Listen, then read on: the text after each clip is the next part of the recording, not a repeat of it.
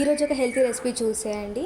నేను ఇక్కడ ఒక గ్లాస్ వరకు మొక్కజొన్నతో చేసిన రవ్వ తీసుకుంటున్నాను.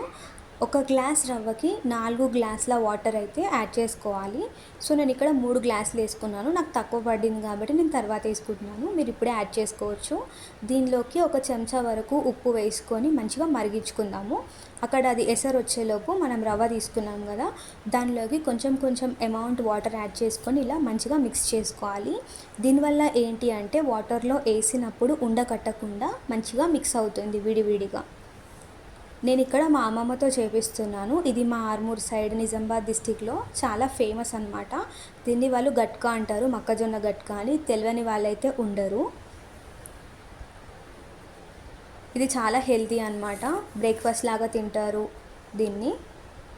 ఇలా మంచిగా మిక్స్ చేసిన తర్వాత వాటర్ అయితే ఎసరు వచ్చి బాగా మరుగుతుంది కదా, ఒకరు వేస్తూ ఉంటే రవ్వని ఒకరు మిక్స్ చేస్తూ ఉండాలి.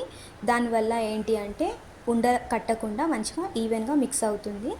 ఇది పొయ్యి మీద పెట్టినప్పుడు అయితే దగ్గర ఉండే మిక్స్ చేసుకోవాలి. ఒక 5 to 10 మినిట్స్లో అయిపోతుంది, లేదంటే అడుగంటుతుంది. ఇలా బాగా మిక్స్ చేసుకోండి.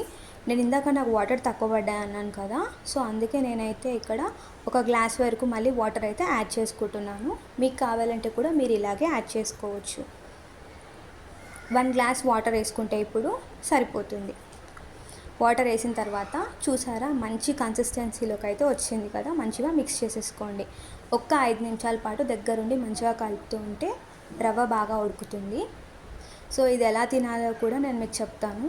నార్మల్గా నేను ఆల్రెడీ ఇక్కడ 2 విధాలు చూపించాను. మీకు అవి నచ్చకపోతే మీరు చారుతో తినొచ్చు, చికెన్ పులుసు, చేపల పులుసు దేంతోనైనా పేర్ చేసుకోవచ్చు. నేను ఇక్కడ మీకు చూపించడానికి కొంచెం అయితే పెట్టుకున్నాను. అలా వేడివేడిగా ఉన్నప్పుడు కొద్దిగా నెయ్యి యాడ్ చేసుకొని, నెయ్యి ఇష్టం ఉన్న వాళ్ళు నెయ్యితో తినొచ్చు, లేదు నచ్చని వాళ్ళు దీనిలోకి మంచిగా మరగబెట్టిన పాలు వేసుకొని కూడా తినొచ్చు. ఈ 2 నచ్చకపోతే పెరుగు వేసుకోవచ్చు, ఏదైనా చారు లాంటిది వేసుకోవచ్చు. నాన్ వెజ్ కర్రీస్లో మిగిలిన రసం ఉంటుంది కదా, చికెన్ పులుసు, ఫిష్ పులుసు, పప్పు, ఇలా ఏదైనా వేసుకొని తినొచ్చు. హెల్తీ అయితే చాలా హెల్తీ అనమాట. ఒకసారి ఈ విధంగా కూడా ట్రై చేసి చూడండి.